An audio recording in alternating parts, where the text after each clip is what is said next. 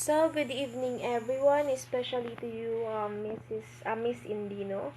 So, today I'm going to discuss our topic, our group topic, which is the reading advertisement. Reading advertisements. So, first, I will define advertising. So, what is advertising? So, advertising is any paid form of communication from an identified sponsor or source that draws attention to ideas, goods, services, or the sponsor itself.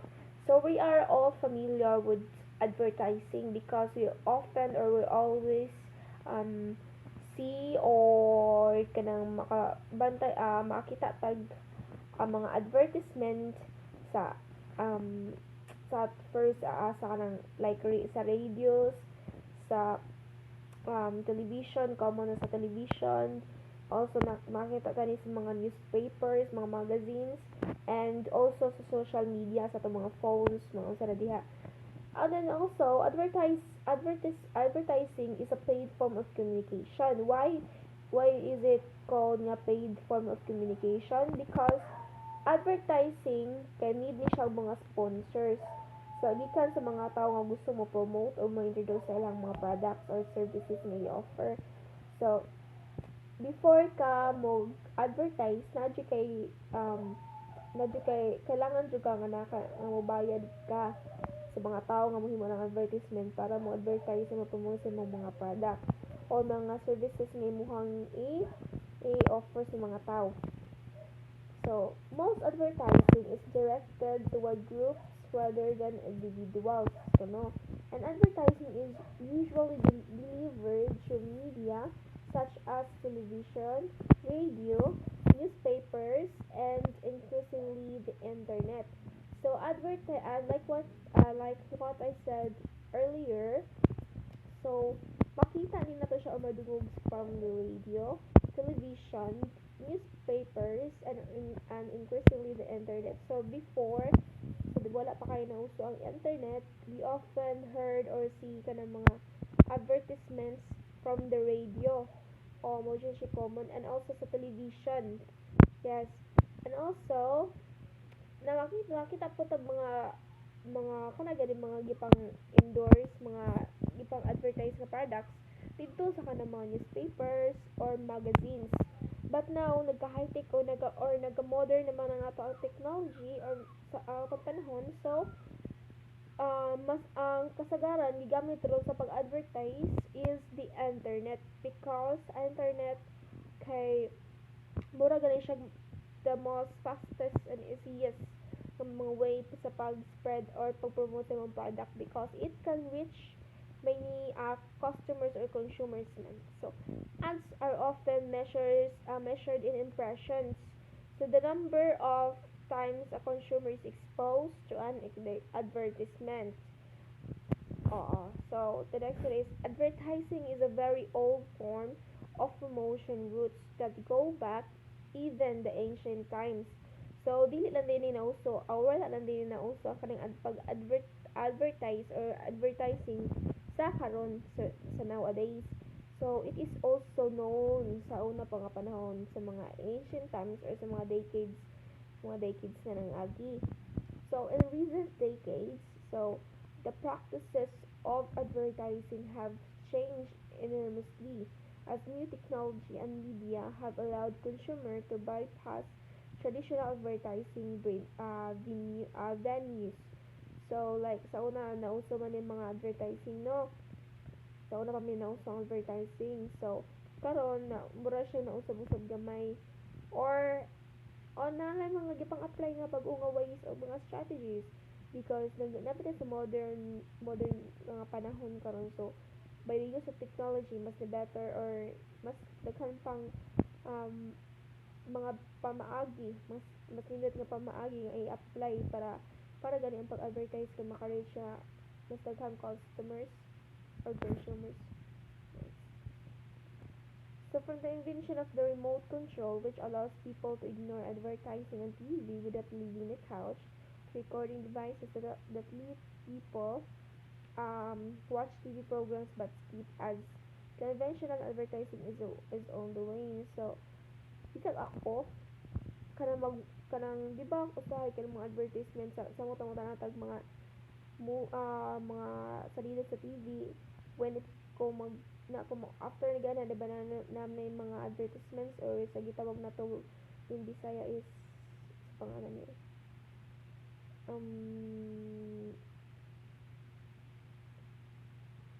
basta mga advertisement sa TV di ba boring nga sabi ako usahay kay kanang yung mga kabitin samo kayo sa mo tayo malingaw na sa salida. So, usay skip din na to mga advertisement because it's boring usay. So, mo na siya across the board, television viewers has fragmented. Our ratings have fallen. So, na-fall ko na yung ratings so nga na mag-skip tag ads. So, print media are also in decline. With fewer people subscribing to newspapers and other print media are more people favoring digital sources of news and entertainment. So, print media is also a way of to advertise man po sa imong goods or services. Like print media includes ang mga newspapers na common, mo na siya common, and then mga magazines nga na. And then also nakasay dire fewer people na lang subscribe sa newspapers because na mas nag-favor ang mga tao sa digital gani because mas gamit drag internet rin. So, newspaper advertising revenues declined steadily since 2000.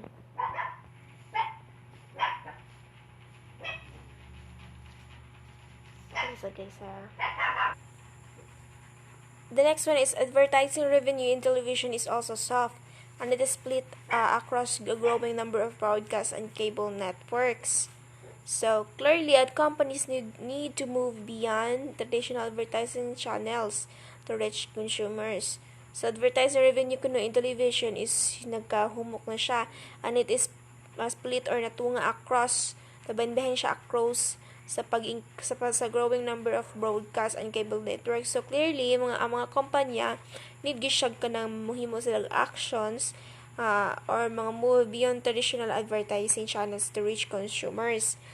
So, digital media outlets have happily stepped in to fill this gap. So, di ba, nagkakuan naman to na split naman to siya, no? So, dire ni move na ang or naana dire na nilihok ng digital media dire. So, digital media includes ka na magamit ng mga gadgets nga na pag social media. So, despite this changing landscape, for many companies, advertising remains on the forefront on how they deliver the proper message to the customers and prospective customers. So, despite aning pag-usab-usab sa landscape, ang upang mga companies advertising kanapabiling gyapon siya at the forefront kung saon nila pag-deliver, paghatag or sa ilahang mga gustong ipaabot na message sa mga customers. And then also we have here the three primary objectives of the advertising. So what is the purpose of the advertising? So first, the first purpose or the objectives is to inform because ang goal niya is to give or deliver message to inform everyone about the new or the product or services that they are going to offer. And the second one is to persuade is to agnihon ka, to encourage you kanang about silang product kana mo try ka ana or unsa na diha kani to remind magpahibaw or dili kanang basta something nga kanang nagani kay nasa lay kahatag nimo nga mo hapong masud sa imong utok ana to remind. So we have here the informative advertising. So this one creates awareness of brands. So mag-aware na nimo about or maghatag nimo or mag-inform gani nimo about kana nga pabaon ka nga kana mo na ilahang brand sa products o mo na ilahang services nga gi-offer mo ni ideas nila. So it announces new products and programs. So na mag-announce sila, mag-inform sila sa mga katawha, sa mga citizens about silang gi-promote o gi-introduce nga products or services. So and also nga maka-educate sa people about the attributes and benefits of new or established product. So the next one is the persuasive advertising. So sabo ba record ko tries to convince customers that a company's services or products are the best. So, persuasive, so like what I said is to encourage giagni kanila about sa ilang products or services, and it works to alter perceptions and enhance the image of a company or product. So, naro gini sa mga kamo sa naghimo ng advertisement kung saan nila pag-persuade or pag-encourage sa mga customers. So, its goal is to influence customers who take action and switch brands. So, ma-apply na nimbo dira imuhang kung sa kakabansay anang sa pag-sales or pag-agni sa mga customers. So, reminder advertising. So, this reminds people about the needs. So, napahibaw ni sa mga people, nag-inform ni sa mga katawha kung unsa na product nila, kung unsay mga needs or unsay needs ana nga product or services, kung unsay gamit ana nga product or service sa katawhan sa mga customers or sa mga consumers, or the feature and benefits it will provide when they purchase promptly. So, unsay mga benefits, unsay makuha nila ana nga service or product o yan na i-take. So, advantages and disadvantages of advertising. So, as a method of marketing communication, so advertising has both advantage and disadvantages. So dili man ingon nga permanent siya kanang advantage. So dami gina disadvantage ang kanang mga ang pag-advertise. So in terms of the advantages, advertising creates a sense of credibility or legitimacy when an organization invests in presenting itself and its product in a public forum. So, ang iyang advantage is that mo create siya og sense of credibility. Makahabaw sa mga makita na sa tao, sa mga tao kung credible ba sila ana o capable ba sila ana capable ba ng ang organization sa pag-invest in presenting itself and its product in a public forum. So ads can convey a sense of quality and permanence. So the idea at the company isn't some fly-by-night ventures. And lastly, advertising allows marketers to repeat a message at intervals selected strategy. So, ang advertising allows mga marketers para mo repeat sa ilang mga message at interval selected strategy. So, repetition makes it more likely that the target audience will see and recall a message. So, repetition sa pagbalik-balik after the words repeat, so makakuha na sila mas masabtan na sila mga target audience ang ilang gipahatod ng message, which improves awareness building results. So advertising can generate drama and human interest by featuring people and situations that are exciting or engaging. So it can introduce emotions, images, and symbols that stimulate desire, and it can show how a product or brand compares favorably to competitors.